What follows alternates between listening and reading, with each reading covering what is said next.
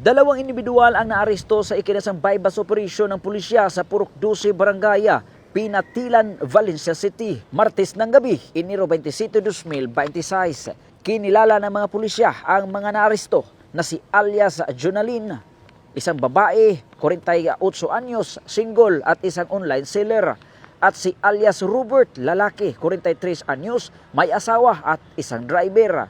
Sa operasyon, nasamsam mula sa kanila ang kabuuang 10.3 grams ng hinihinalang shabu na may tinatayang halaga na 70,040 pesos. Ikinasa ang operasyon ng Valencia City Police Station sa pangunguna ni Police Lieutenant Christopher R. Ibanez kasama ang City Anti-Drug Special Unit Team and 2nd PMFC Bukidnon, RPDU 10, 1003 Money Ordering Company at ng Provincial Intelligence Unit Bukidnon Police Provincial Office.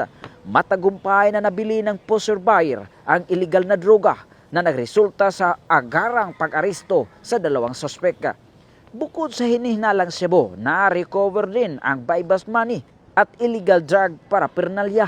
Ang mga naarestong suspek ay kasalukuyan ang nasa kustodiya ng Valencia City Police Station habang hinahanda ang kaukulang kaso laban sa kanila.